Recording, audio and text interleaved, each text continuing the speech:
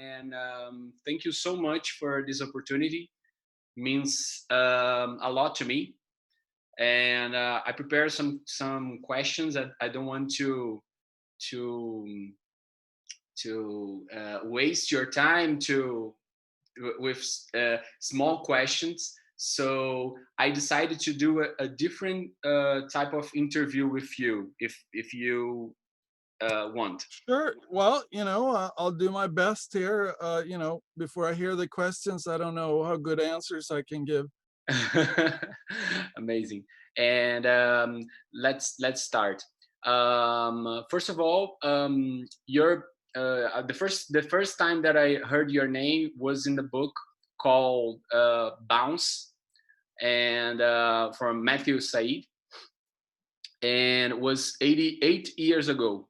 So 8 years ago, I couldn't imagine that I couldn't speak with you now. So this is a very is so important for me because your not your research, but the big book was game changing for me in a lot of aspects, and your work inspired me a lot. So this interview means a lot to me. So thank you so much.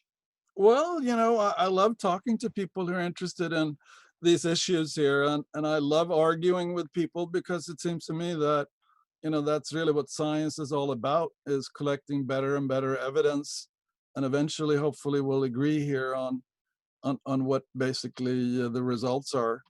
So amazing. So let's start. um, Okay.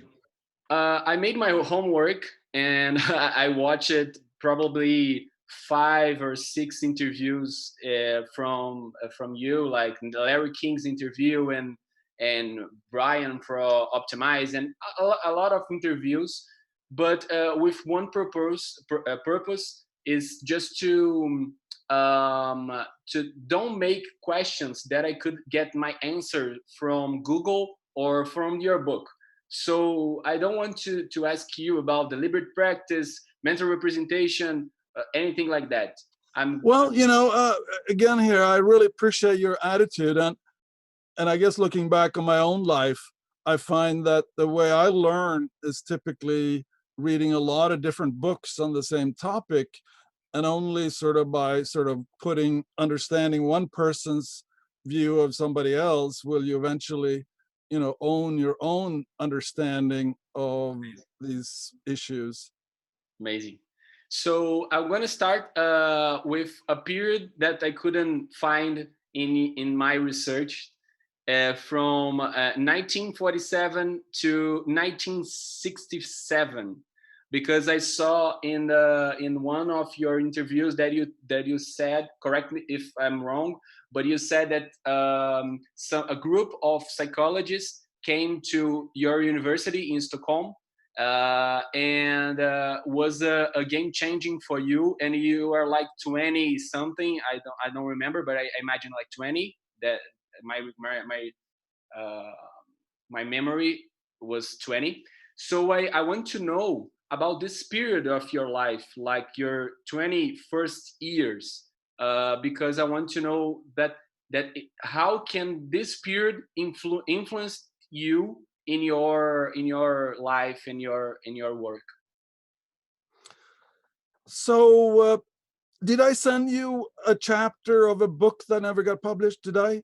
No, no, no. Okay, well, I actually was invited to give a series of lectures, and they wanted me to publish a book, but for all sorts of reasons, that ended up not happening. So I have, drafts of, you know, most most of the book, but I don't know. I think at this point, I probably want to really change it if I decide that I want to publish it. But anyway, I guess the very first chapter there, I kind of do talk about it.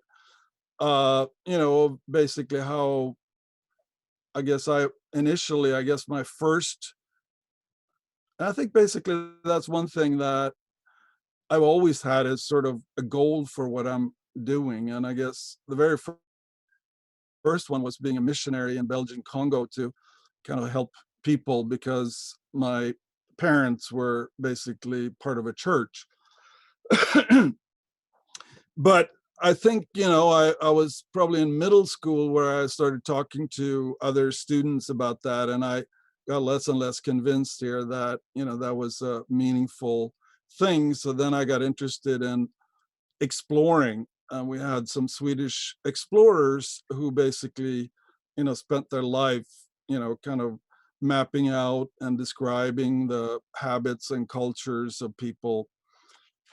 And then I guess as I was kind of reading up and keeping up on that, I noticed, that there was kind of going to be less and less places when I was going to be an adult. So then I kind of moved into wanting to be a scientist. And originally I wanted to be a nuclear scientist, Oh, because that seemed like, the big thing when I was in high school. But I think as I was sort of getting to the end of my high school years, I got more and more interested in psychology and Strindberg and a lot of other, authors, and basically, kind of trying to understand here thought processes with the intent here that if I could understand how people I admired were thinking, I could hopefully improve the way I'm thinking. So basically, I think that was so I started as a student both at the Royal Institute of Technology and Nuclear Physics, and at the University of Stockholm, in their psychology program. I think after about 2 years, I realized I really felt like I could do much more research on things that I was interested in psychology. So I more or less, by the middle of the third year, pretty much stopped attending that engineering program. So I think that, that probably brings me up to about 22, something like that. But if you're interested, I could send you that chapter. oh, please. Please send me. But I don't know that there's sort of really anything exceptional, except that I think now, having seen all sorts of different research environments, one of the things that was kind of unique with our environment in the psychology department was that there was basically so much interest among the people to kind of discuss things and argue about things. Uh, so I guess at 3 o'clock, faculty and students would get together, graduate students, and we would argue about things. Amazing. And I think, you know, uh, I believe that getting opportunities to try out ideas and getting feedback on them and stuff like that, that's really the most effective way in which you can change. So if you're just more or less absorbing what people are telling you, I think there's several problems with that. It's very hard for you then to find what is kind of your place and all of that. And that was actually one of the things that happened around 22, 23. I was kind of traveling and stuff like that, and we went to England, and I had, what we always kind of did was to go to the university, and then I guess that one time, one of the professors was willing to talk to us for a little bit, and and one of the things that he said that I thought was actually kind of interesting, that he felt that when he was thinking about a new domain, he would actually take off, a month or something like that, and just write down what he thought about it, sort of even before he started reading what other people actually had found. And I think that's a really good idea, because if you just try to understand what other people are thinking, it's even harder for you to kind of really make clear here what you might actually believe or know or whatever, that might actually give you a different perspective on things. Interesting. So interesting. Because this is remember something that I heard from a story from Peter Drucker. And he said that the guy asked him like, "Oh, Mr. Drucker, how did you could be teacher in Chinese art, and in the same way is like the major reference in management and our the things. And he said as something that remember that that this story, that he said, oh, when I was 21, I decided to study topics from another areas for like one topic for no two topics for 1 year, different areas. So I decided to jump in another domains and everything. So, and he said, but imagine in my time that we don't have internet and we don't have Google, so I have to use the libraries and everything. So I think, I don't know if you agreed, but I think is similar than this process of new areas and domains, and you go by yourself like a pioneer. Well, yeah, I think, that if you think about what is required for those people who are very successful, I think that independence and learning, and I think also having a lot of experiences of problems that you struggled with and then eventually actually found a solution. And I think, that gives you confidence that somehow, you have the resources to kind of improve your understanding. But obviously, science, I mean, just because you think it's an interesting possibility doesn't mean now that the evidence ultimately will support it. But obviously, if you have enough ideas, you're probably going to be more likely to have one that actually would lead to an advancement of people's understanding. Amazing. So one of the questions, actually, one of your answers in the Larry King interview, you mentioned like a little bit about your family influences, but Larry King doesn't dive in this direction. And I was like, come on, I have to know that, because this is so important. Because we saw that in your research we talk about the environment. So if you could tell me how your family, I don't know if you have siblings or not, and how was your environment and how this influenced you in your journey.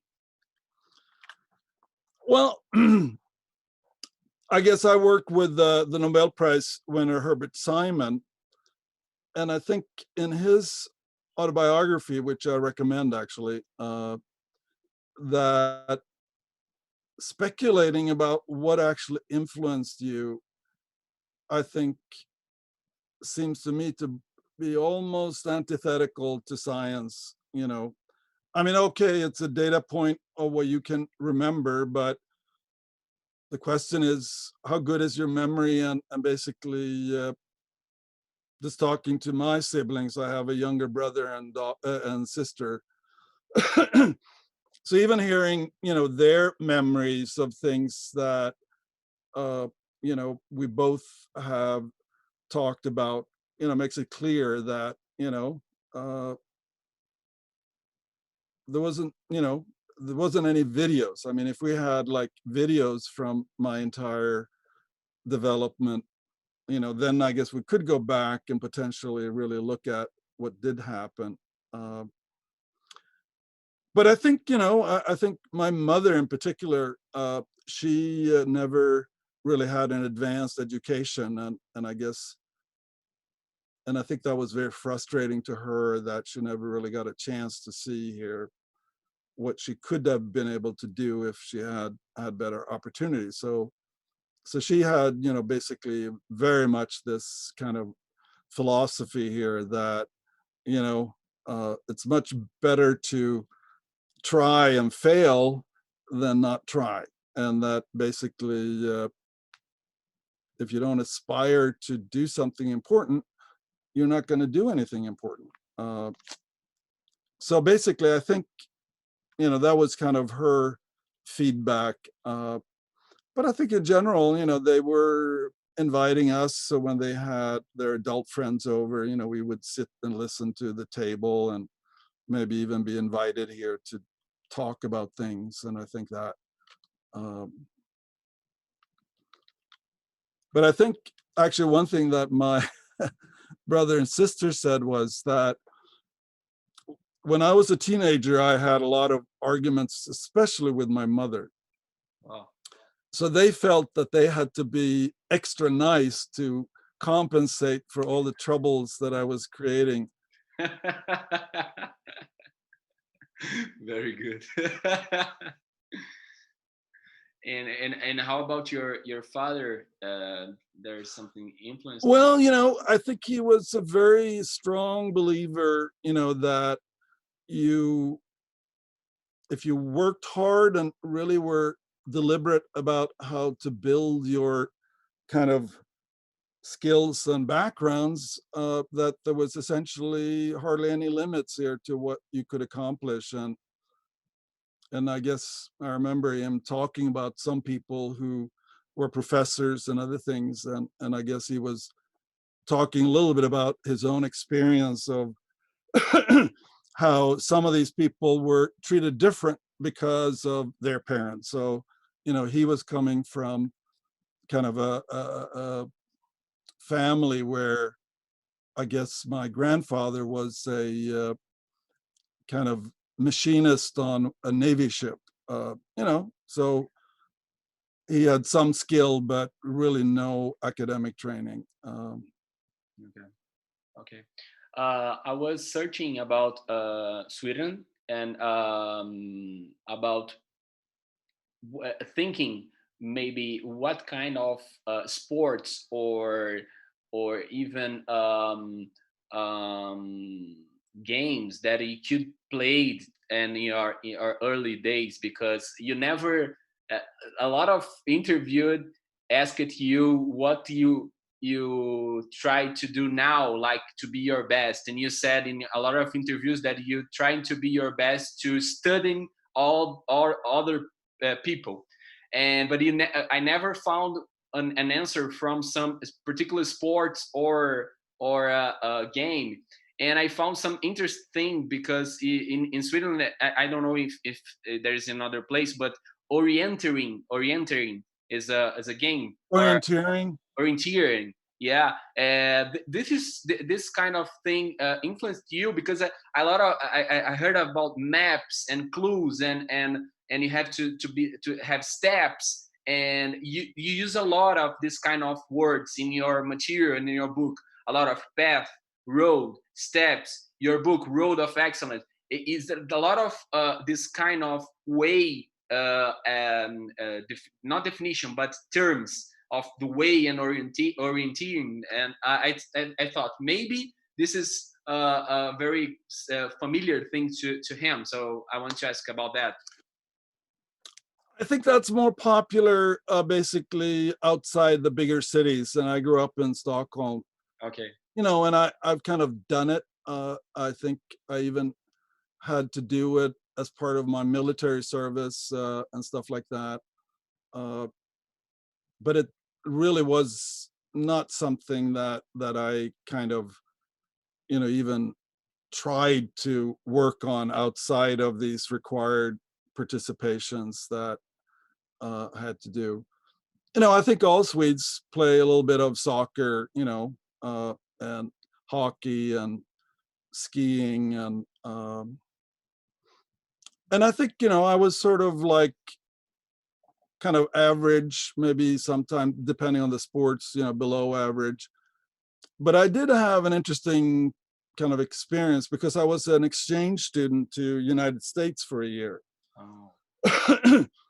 and and basically when I came there, they I initially started with American football, but I that wasn't a good match. So then I guess they asked me if I wanted to play with their soccer team, and I thought it's really interesting. So things that I had learned as a kid, if I applied this, it was just, I remember the first thing I was asked to do was to hit a penalty kick. Okay. And basically, I just did something, that we as kids would do to sort of kind of almost suggest here that I was going to shoot it in one side as opposed to the other. So when I basically hit the kick, it was actually, I was really lucky because it was relatively high in the opposite side, and the goalie was throwing himself to the wrong side. Okay. And they said, "Oh, you can't do that again." So I pretty much just did it again, and with the same result. And they just thought that I was sort of like, you know,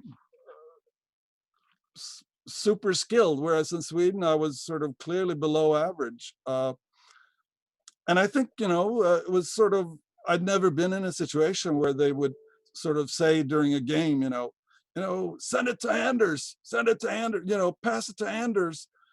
And basically, I guess I was like a little star. And then I guess, they only have those sports here for certain periods. So I played basketball for one period. And then when I got back to Sweden, I actually played with some amateur teams and just found that I was better than they were. And obviously, I'd practice a lot more, but that kind of idea here that, your performance is not something that you're kind of born with. So, but anyway, that's kind of my experience. I played also squash during my university period with a friend, but never really competing in any tournaments or anything like that. But I think it's a kind of a good thing to have something where you're trying to get better, because I think that gives you insight into what it takes to get better, and that can be applied pretty much to anything that where you can actually measure the performance. And which university that you make the exchange in the United States? So this was not university. I was still in high school. Oh, high school. Okay. So basically, and I went to upstate New York, Okay. relatively close to the Canadian border for that year. Okay. Perfect. So let's change a little bit, but from your childhood and your period, I'm gonna forward some to the period between 1965 67 that I told you when you are 20s, and the process, the 10 years until 1976, when I founded your 8 puzzle problem solving publication with Dr. Gunnar Good. Is correct the pronounce Gunnar Good? Gonna go there. but Gunnar. but that's and, hard and even for Swedes. So okay. And could you explain me how was your this period from this meeting with the psychologist that you told in the interview until the process when you were like 30 or 32, something like that, and you published this first published, but I don't know if it was something before, but it was one of the that I found it. so basically that research on the 8 puzzle, that was my PhD dissertation. Okay. And Gunagoda, I think, was a very, excellent kind of researcher. When we met, he wasn't interested in what I was interested in. I was interested in human thinking, and he was actually studying kind of instinct behavior in fish. But he was one of those people that you could actually talk about pretty much anything, because he would be willing here to kind of apply whatever he knew and sort of talk about it. So I thought that was really helpful, that my own research, I pretty much had to develop by myself, because at that point in time, nobody really had worked with protocols in Sweden or even in Scandinavia. So he was kind of my sounding board. I had to kind of convince him before I actually did the studies. And and I think that was also, very good, because it really forced me to really understand everything. It was, I wasn't really handed anything. I was just given this opportunity here to have somebody really thoughtful sort of think about what I was arguing. Interesting. So this was your main influence in the beginning. I think the Dr. Gunnar was your main influence, or no, in this period. Yeah, obviously I was reading a lot, so I was really influenced there by Newell and Simon, and sort of what they were, had written. And I think if you look at some of these papers about the eight puzzle, you will see the references to the kind of research that, I was reading and also obviously being influenced by. Okay, so now I want to talk a little bit of your process of changing your direction. Like you said, in this period, you're in the human thinking process, and I think here one of your game changings were when you decided to understand the thought process of like the chess player and other experts. But when you said like thinking out loud and this process, how did you change your direction of your research? In the beginning was human thinking, and then you go to this direction to go to the chess, because I think was from this chess that you connected with Bill Chase and Herb Simons, yeah, or I'm wrong? Well, again, it's a question here of perspective, but I kind of almost feel like the things that I was interested in, when I defended my dissertation, really hasn't changed. It's more that the opportunities to study and the kind of questions that, you could, that one might be able to contribute to using that methodology has sort of changed. And and when I came to Carnegie Mellon, I was invited to Herb Simon to work on our model here for, how people, give verbal expression to their thoughts. And then I guess I wanted to find some other things to do. So I really enjoyed Bill Chase as a person that I want to spend time with. So that work here on the short-term memory training was sort of my attempt to find something that he would find interesting, but also something where I could now apply the protocol analysis stuff. So basically, that's kind of how that got started. Interesting. So talking about Bill Chase, I don't know if it was him, but you said in an interview that some mentor asked you to work in a paper like a lot, and it was like 4 times that you work, and the mentor said, okay, now I can use that. Was him? Was him?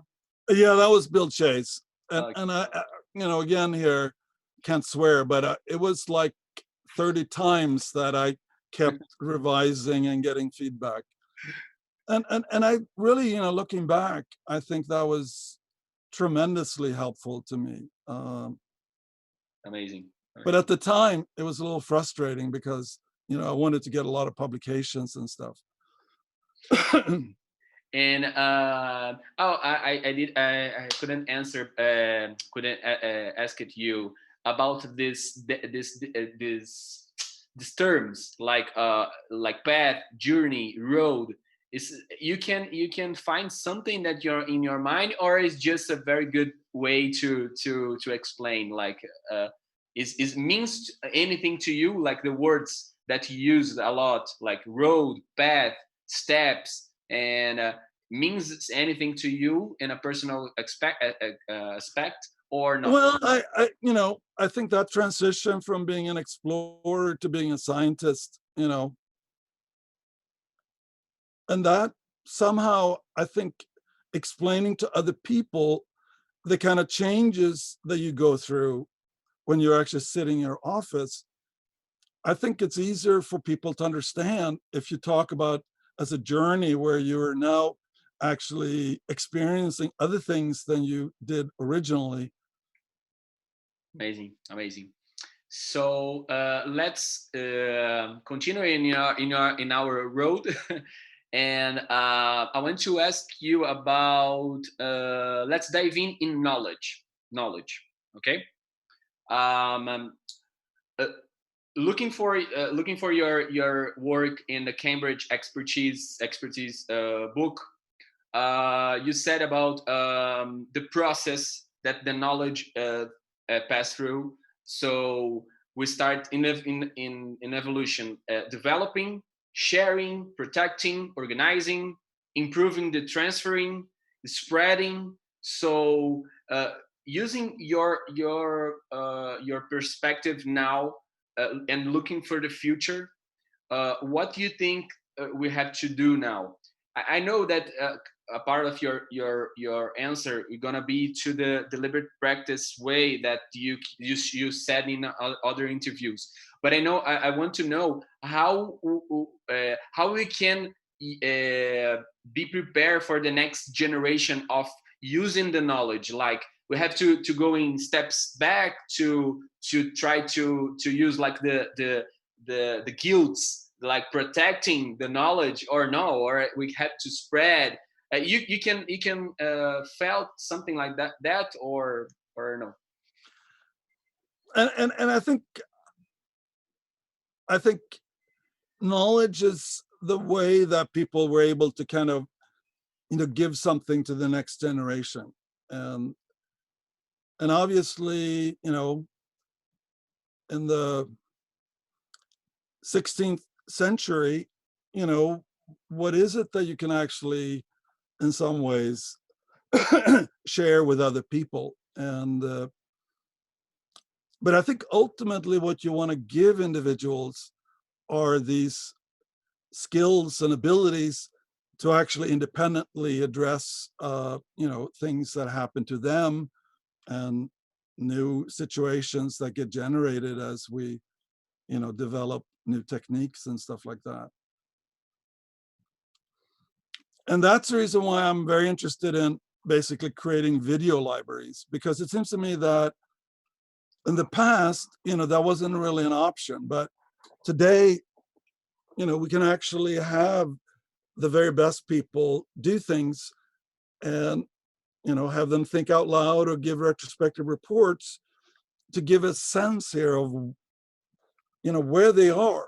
And that's where I think it's almost easier to think of them as being on a journey where, in order to get to them, you're not going to be able to just take a helicopter. You're going to have to actually follow their path. And there is aspects of what they did that really wasn't useful. So they would be able to actually help you eliminate some of the incorrect turns that they took. Amazing. And how about this video libraries came in your mind? Like there's something today that they're trying to do something like that, or you can imagine that it's possible. Well, I'm talking to people about it, and I think, for example, I've been working with some medical doctors. So when it comes to X-rays, especially after they started to digitalize these pictures, you can create now basically libraries of past cases. Oh, And okay. I guess the argument that I've been trying to make here with some of these other people is that, this is a much more effective way of learning how to basically do correct diagnosis, as opposed to basically be sitting in a clinic and just waiting for patients coming in. And many of these patients, I guess nobody really knows what the problem is. So what kind of feedback can you get now from trying to diagnose their problems? Amazing. Whereas if you wait a year, you can now have that same X-ray and you would know a lot more. Amazing.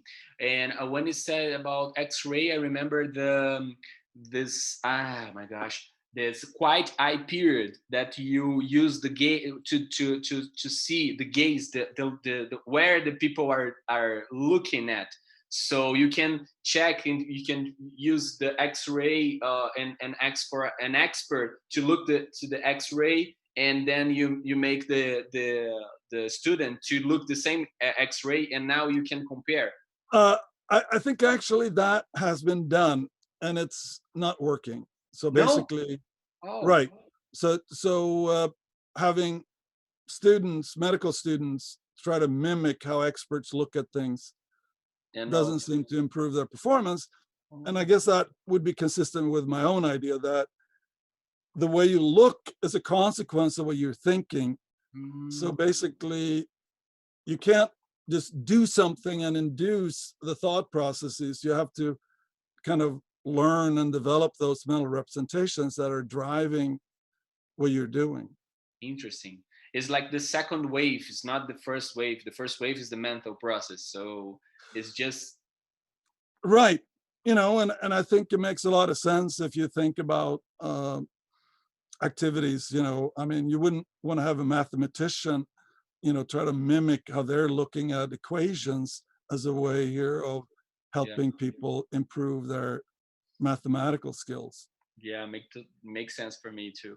Now with you, I couldn't realize that that makes sense for me. So there's some question today, a big one that is in your mind for your research, or not an area, but a specific question that is bothering you, or it came to your mind like daily about your research that you can jump in the future, or you are thinking about a big one, a big one. Well, I'm not so sure that I'm being bothered. I mean, I think that's one of the nice things, unlike exploring kind of the surface part of our Earth, that you will run out of places to look. Science is sort of has a boundary, and then basically, if you want to go beyond the current understanding, then that's basically going to allow you to go further. But I would say that, there are many things that I'm interested in, but it's to pick a couple. One, I'm getting much more interested in analyzing people who seem to have difficulty improving. So the focus up to this point, has been trying to understand how those people are very successful do things, and almost by you know uh, comparison, you could say that other people may not have done it as well. But there are these claims here about people who seem to actually improve very little. So that actually is a big area where I'm collecting now papers and references, in order to be able to say something hopefully interesting about that. Amazing, amazing. Sounds good for me, because I don't know if you I ever think about the word talent, and we can jump a little bit of the word. And you have a background in church, but there's a myth. The Matthew is a myth of talent. You heard about this one? You know that or no? Yes, I wouldn't be able to recall it exactly, but I certainly have heard of it. But I think one of the questions with even that word, which I tend to avoid just because it seems like different people sort of have different meanings associated with it, so it just creates confusion. But if you think about talent as actually the ultimate performance, you can talk about that actually without really arguing about how that individual got to that point. Okay, okay, makes sense. because for me is a very I, I work a lot to change the talent definition. Like I know there's a lot of different people talk about talent in a different perspective, but in a big picture is when you say talent, you say something that the people had, like the innate talent. So for this kind of thinking that I don't like, and I try to fight back, because I think there's a problem.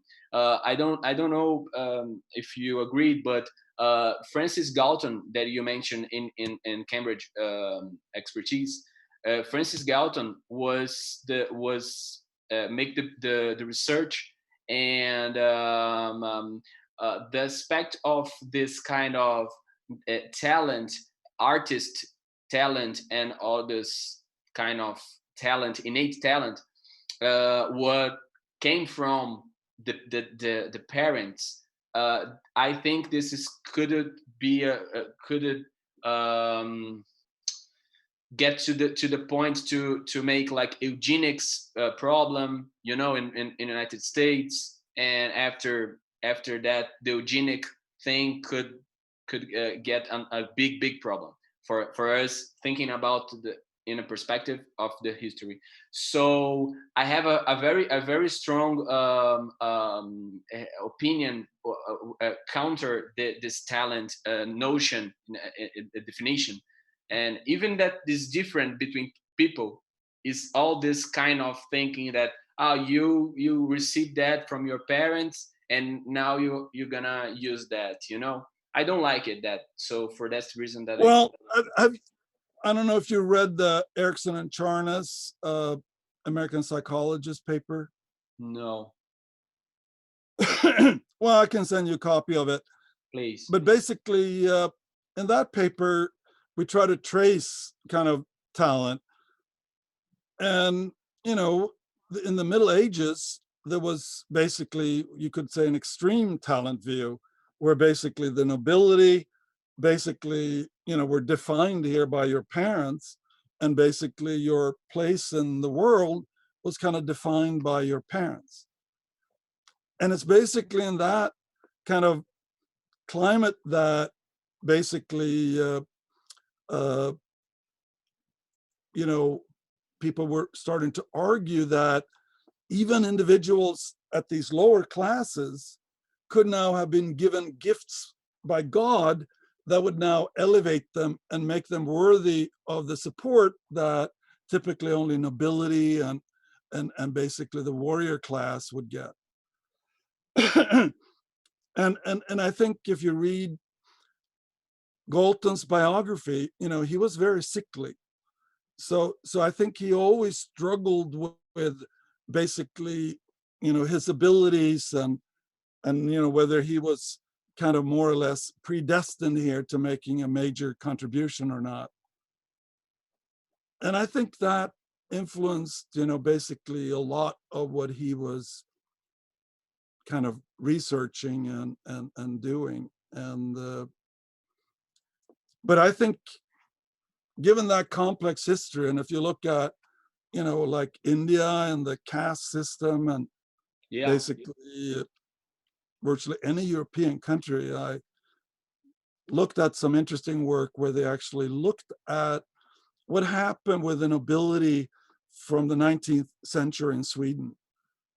Where are they actually today? Mm. And then. And basically argued about, what are the things that parents could do, like helping you become a doctor or whatever, that would somehow, give you a more privileged position. Yeah, interesting. Yeah. So working to the walking to this path of looking to the past, we had this knowledge, this concept, the polymath concept. Yeah. You felt like a polymath, or not? Polymath. Yeah, and basically that's again a concept that I probably wouldn't touch, because you really hardly ever define what sort of ability level you need to acquire to count something as a skill. Okay. And I think that's one of the problems today. I also think that if you go back 300 years, there was so little knowledge that basically, almost by definition, by today's standards, you would be a polymath here. You were basically, you know, into philosophy, and you were doing a little bit of science, botany here, and a little of this. But I don't know what relevance that has for today's society, where basically, if you were to move some of these amateur scientists, they wouldn't maybe even get admitted to university in our current society, given the prerequisites and everything. Okay. So it's yeah, I tried to look for issues where I think that I can make a contribution that aren't so incredibly complex that when you say something, it's almost like by definition you're going to run into somebody in a little field here who would say that they contradict you. So, but anyway, just because that's how I do things, it shouldn't necessarily be advice for other people. Okay. And I wanted to talk about the something that came into my mind about results and process. Okay. Because correct if I'm wrong, but one of the ways to check the difference between the expert and the non-expert is the results. Yeah. If you Exactly. That's sort of our claim here about the expert performance, that you actually need to be able to reproduce and be able to demonstrate something in order for us to even have a phenomena that could be studied. Okay, so in this case, my problem is it a little paradox when you are practicing? Because using John Wooden perspective, the UCLA, that the coach, the Mhm. famous coach, he said in the book, one of his book, he said that he never, and the people around him said the same, that he never asked for victory. He wants to make what we train, what we practice. So in this I want to know how can we handle this, because everybody looks to the results and try to focus on the results, but actually we use the results to say if somebody is an expert or not, but we didn't use that to our present, our practice and our training. So it's a little bit paradox, because we don't have to look to the results, but the results are the definition. And I don't know if I'm confused, but I think I think it's one of the things. Okay, well, you know, my feeling has always been that you can't do better than your best. So if you actually focus in on doing your best, you may win or you may not, but basically that's outside of your control. So basically, wanting to win, fine, but the way you maximize your chances to win is basically now by, working and trying now to improve on the things that you can control. Okay. Okay. So you think the north is to make your best, and in And I remember actually an interview with with the golfer, what's his name, you know the young African American golfer, United States. uh, well, or basically, he's still playing. Uh, Tiger Woods. Tiger, right? Okay. Sorry, I just No, walked on. my And gosh. and anyway, so Tiger was interviewed basically after kind of a performance in a tournament. And basically they asked him, well, you didn't do so well. And basically what Tiger said,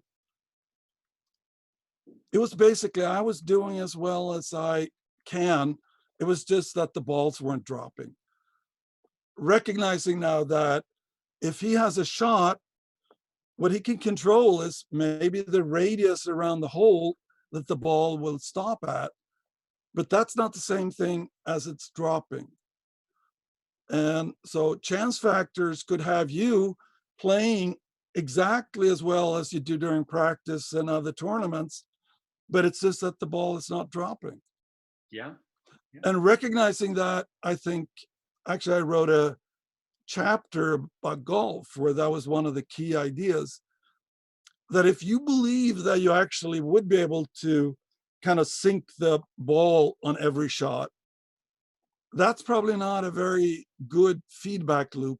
So instead, looking at what you're actually doing in a way that now allows you to kind of try to improve that, because looking for that chance component that has to do with the dropping of the ball will actually make it harder for you to learn, because you're actually trying out to control things that you can't control. Yeah. And in this aspect that you told me, that to focus in the best, in the results and process paradox, I want to ask you about, I don't know if you maybe you remember a Brazilian tennis player, Gustavo Kirten. You know this name or no? Uh, it sounds sort of familiar, but I Okay. don't know any specifics about Okay. him. He were our best tennis player ever. He was the number one in 2001, and beat Sampras, Federer, and he was a very, very, very, very good, one of the best players in the tennis. And but I want to give you, because I am a PT, I am a physiotherapist in my background. So one of the things that make his career shorter was a hip problem. Okay, a hip problem in his right hip. And what happened? One of the best movements of him was the forehand, and but he makes a different movement comparing like Federer.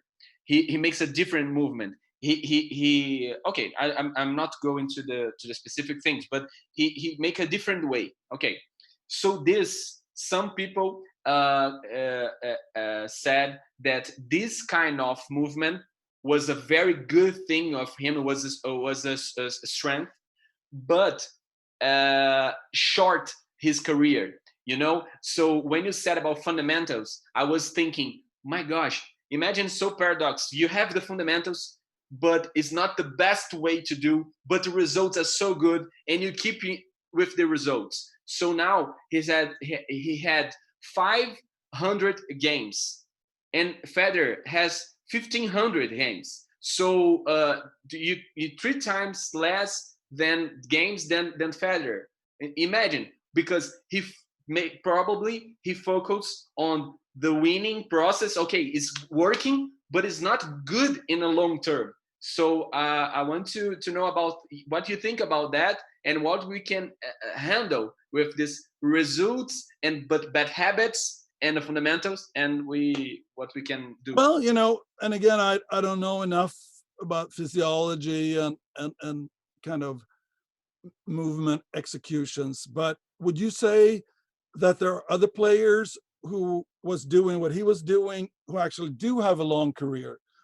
Or was basically the shortness of his career a function of the fact that he was doing it in an unusual way?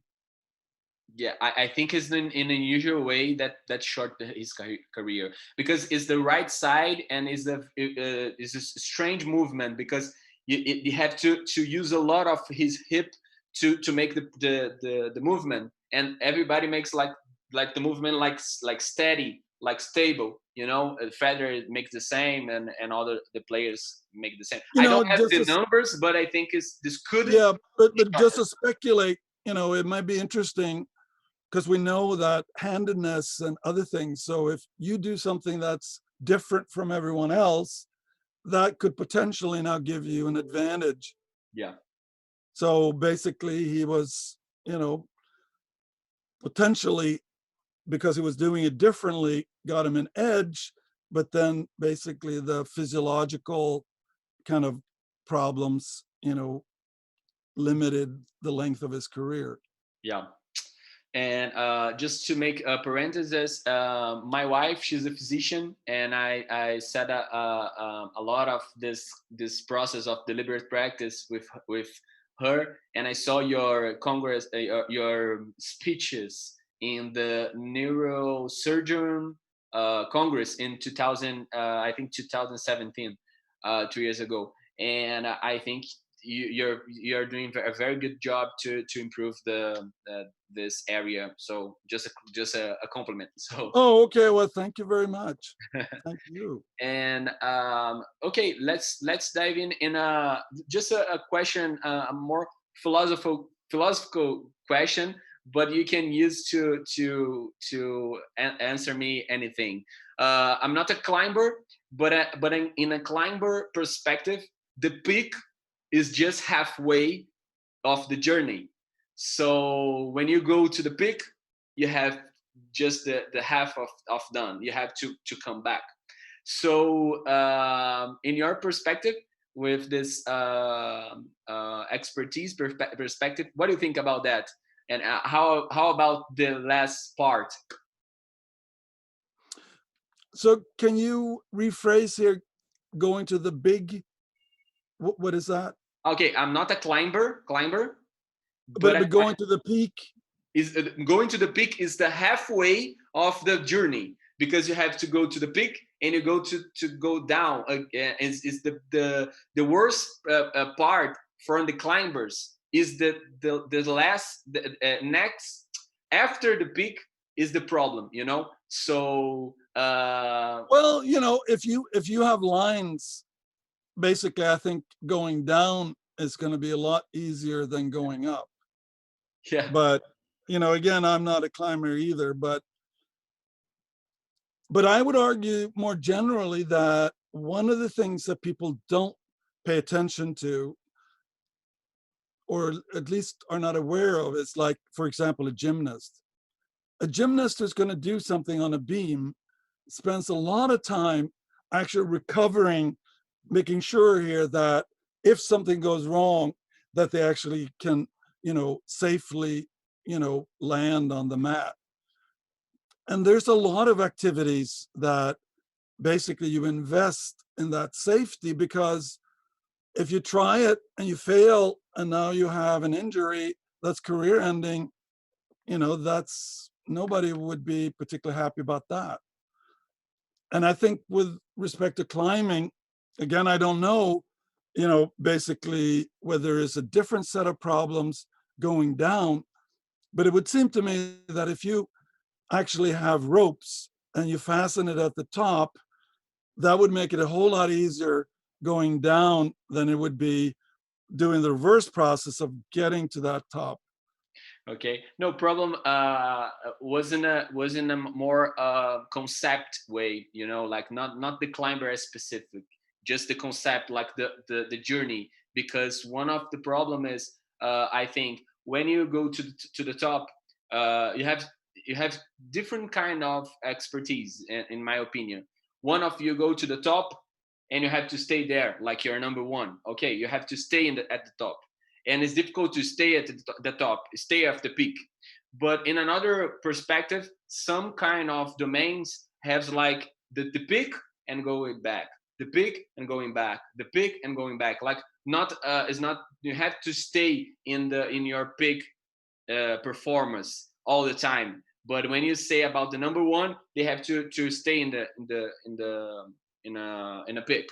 So Well, or some number ones, they just set a slightly higher goal So now they're not just competing with their contemporaries, they're actually, trying to compete with, prior Okay. people who are elites. And well, I think that has to do a little bit with that journey, that now this issue here of going back, but if you think of it as getting closer and closer and steeper and steeper, then basically it's not clear to me exactly here. So if somebody wants to retire, I don't think that it may take emotionally and be difficult for that point of view. But if you retire so you're no longer competing, that doesn't seem to pose a lot of performance problems. Yeah, I heard about Gary Kasparov say when he had to retire, and he said something I can't even remember exactly the words, but was something like that. When I found that I was not making difference to the game, I decided to stop. So make difference to the game, to improve the game, to improve the process. So in a big picture. So I think this is very interesting, no? Yeah, and I guess he found other things that he was doing, like coaching, Exactly. the new world champion, and Mhm. being involved in politics and stuff like that. So I think, just making sure that you have a goal, and sometimes it may change a lot, and sometimes it may be a more refined version of your earlier goals. Okay. And talking about a more technical thing, I want to you to helping me. How can you manage your bias confirmation with your research, or your bias at all, like in your research and your perspective? You have some tools or something Well, that. I think if you basically seek out accurate, veridical, objective feedback, that basically is going to take care of that. Oh, okay. And I think that's the big difference that I see between people who really seem to, do things that are impressive and remarkable. They're much more attuned here to what they can and can't do. And they constantly put in a lot of effort getting objective feedback. So, for example, some of the best diagnosticians in medicine, they claim that they spend almost as much time checking up on patients so they can actually get feedback about their original diagnosis. So, if that's the case here, that people are actually having the best information about what they can and can't do, how would they then be biased? I would argue that the bias occurs when people can't get feedback, or basically are unwilling to take the effort, or sometimes I see a lot of people who avoid feedback. So basically, if somebody gives a presentation, sometimes you ask them, so do you want to hear what I really think? And they say, no, I'm fine. Okay. Yeah. Sounds good. Um, and how about I don't know if you're gonna like this question, but I will make that. But I think we're going to have to stop here in about Oh, 5 minutes. sorry. No, no, no. But Can I ask one more so question? of course, and Okay, look it over, so you can ask your sort of most important questions. But I think I'm going to have to stop here in 5 minutes. okay. I'm sorry. No Uh, problem. just on one question. Um, you said a lot of videotaping and a lot of this video libraries. So you have some how can I say that, some movies or some things that you like it in your personal way, but it influenced you in your life. I can just say what I'm saying, that because I think we are like the people that are more book person that love books, and I know you love books, but there's in another side you see a lot of video things. So I meant that maybe you like videos and series and movies, and I want to know about that too. Yeah, I think I watch, an hour or a little bit more every night just as a way of cooling down before I go to sleep. Uh, and that basically means that my memory of them, even when I try to recall them the next day, are not always that good. But on the other hand, I don't see any value in me remembering what happened, when I watch some TV episode. But I think, I'm at a point where going to Google Scholar and look for articles that I don't know exist on a topic that on a question that I'm, either raised myself or somebody asks me, that's probably one of the kind of most enjoyable activities that I know. And especially when you find something that you just couldn't believe here, that you weren't knowledgeable of, that exists here, that, in a sense is, I mean, that's a lot of work that you don't have to do because somebody else has already done it. Yeah, makes sense. Professor, thank you so much. I love to ask the people what is your definition of success, and when I found it in Swedish, there's a word called framgång is the translation to success, and I found that the etymology, fram is forward and gang is walk. So I think your now makes sense, because for me success is just the next step. I don't know if you agreed, but Well, again, going back to the journey, that you started out climbing the mountain in the morning and it looked pretty small and easy. And then you spent 4 hours, and now you're actually being challenged here to just sort of advance, and you can see how the mountain gets bigger and bigger. mhm. I think that is exciting. And and I think, the opposite of success, I think, would be boring. That really nothing changes, and there's really, you don't feel like you're moving forward and hopefully maybe making insights that are useful even to other people. And if there's some way that I can retribute this interview. Well, just the mere fact that you're so interested in this, and I really enjoyed talking to you very much. I think I'll send you that introductory chapter and also my CV.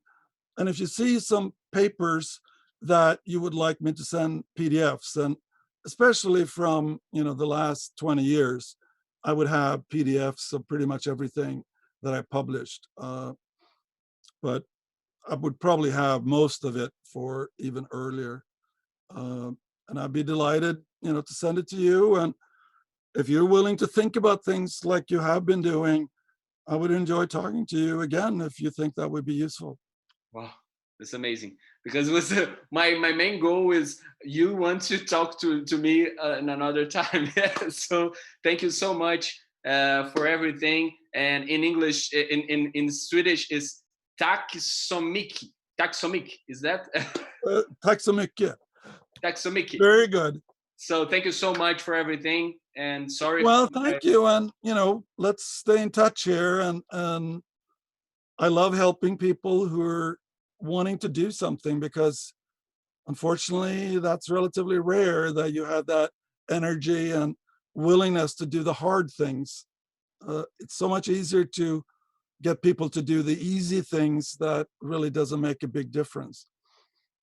Thank you so much, Professor. And I'm here if you need something. with PT area. If you felt some pain or something like, just let me know if I can help you by video and everything. Okay. Okay. Well, it was really fun talking to you. Thank you so much. Was a pleasure and means a lot to me. Well, thank you, and looking forward here to staying in touch. We're gonna stay in touch. Okay, See you. great. Bye. Bye bye.